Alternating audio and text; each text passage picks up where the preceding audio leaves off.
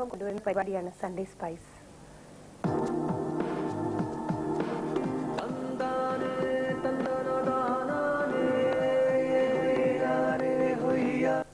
ഇത് മണ്ഡലകാലം. ശരണം വിളികൾ എങ്ങും മുഴങ്ങുന്ന ഈ നാളുകളിൽ അയ്യപ്പ ഭക്തി ഗാനങ്ങളും ഏറെ പ്രാധാന്യം നേടുന്നു. മണ്ഡലമാസമായതോടെ പ്രമുഖരെല്ലാവരും തന്നെ അയ്യപ്പ ഭക്തി ഗാനങ്ങളുമായി രംഗത്തെത്തിക്കഴിഞ്ഞു. യേശുദാസ്, ജയചന്ദ്രൻ, MG ശ്രീകുമാർ, ഇങ്ങനെ പോകുന്നു നിര. ഭക്തിഗാന രംഗത്ത് സജീവ സാന്നിധ്യമായ ഗായകനാണ് സൺഡേ സ്പൈസിലെ ആദ്യത്തെ അതിഥി. അദ്ദേഹം സിനിമയിലും പാടിക്കാറുണ്ടോ എന്നറിയില്ല. ഇതാ ഇവിടെ ഒരു കഥാകാരി KA ബീന.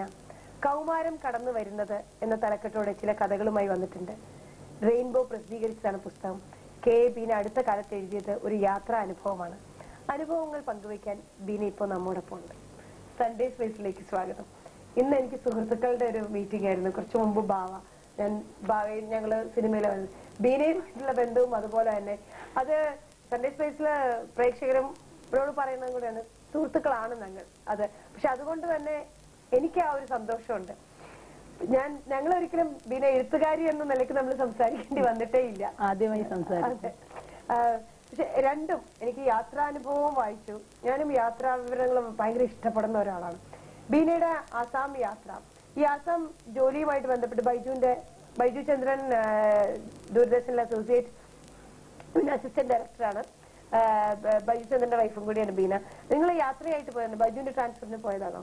ബൈജുവിന് ട്രാൻസ്ഫർ കിട്ടിയപ്പോൾ ഞാനും ട്രാൻസ്ഫർ മേടിച്ചു പോയതാണ്. ഞാൻ ആകാശവാണിയിലെ വാർത്തകൾ വെച്ച് പ്രവർത്തിക്കുകയാണ്. അപ്പൊ അവിടേക്ക് ട്രാൻസ്ഫർ മേടിച്ചു പോയി 2 വർഷത്തോളം അവിടെ താമസിച്ചു. രണ്ടുപേരും അവിടെ തന്നെ വർക്ക് ചെയ്തു. ആ സമയത്താണ് ഈ ആസാം യാത്ര എഴുതിയത്. ആ സമയത്തുള്ള അനുഭവങ്ങളെ തിരിച്ചു വന്നിട്ട് എഴുതിയതാണ്. ഈ ബീനയുടെ ആസാം യാത്ര വായിച്ചപ്പം ആസാം കണ്ടോ എന്ന് ചോദിച്ചാൽ ചിലപ്പോ കണ്ടില്ല എന്ന് പറയാം. പക്ഷെ അവിടെയുള്ള മനുഷ്യരിലൂടെ ആസാമിനെ ഞങ്ങൾ ശരിക്കും അറിഞ്ഞു. ആദ്യം തന്നെ നിങ്ങൾ ആദ്യത്തെ വീട്, സാധനങ്ങളുമായിട്ട് വാടകയ്ക്ക് പോയ വീട്, ആസാമിലെ ആൾക്കാരും നമ്മുടെ ഇവിടുത്തെ ആൾക്കാരും തമ്മിൽ എന്തോ ഒരു സിമിലാരിറ്റീസ് ഉണ്ട് സ്വഭാവത്തില്. വാടകയ്ക്ക് വീട് കൊടുക്കുന്ന ആള്, അയൽപക്കത്തുള്ള ആള്, അല്ലെങ്കിൽ നമ്മുടെ മെയ്ഡ് സെർവന്റ്, ഒരു 15 വീട്ടിൽ ഒരുമിച്ച് വർക്ക് ചെയ്യണ മെയ്ഡ് സെർവന്റ് മമത, ഈ അനുഭവം ഇവരൊക്കെ ഈ മനസ്സിൽ കൊണ്ടുവന്ന് ഇവിടെ വന്നിട്ട് എഴുതുമ്പോ എങ്ങനെയായിരുന്നു? അത് ശരിക്കും എൻജോയ് ചെയ്യാൻ പറ്റിയിരുന്നു എഴുതുമ്പോ? ശരിക്കും എൻജോയ് ചെയ്യാൻ പറ്റില്ല. ആദ്യം ഞാൻ ആസാമിൽ ഇരിക്കുമ്പോ ഗുവാഹട്ടിയിൽ താമസിക്കുമ്പോ തന്നെ കലാകൗമുദിയിൽ പ്രസിദ്ധീകരിച്ചിരുന്നു ഒരു 7 ഇഷ്യൂല്. അത് പക്ഷെ കുറെ ആസാമിൽ എന്താണ് അറിയുന്നത്, അവിടുത്തെ ബ്രഹ്മപുത്ര അല്ലെങ്കിൽ അവിടെ വെള്ളപ്പൊക്കത്തിന്റെ കെടുതികള്, ആളുകൾ അറിഞ്ഞിട്ടുള്ള ആസാം ഞാൻ തന്നെ കുറെ കൂടി വായിച്ച് ഞാൻ തന്നെ ആസാമിനെ അറിയുന്ന രീതിയിലാണ് എഴുതിയത്.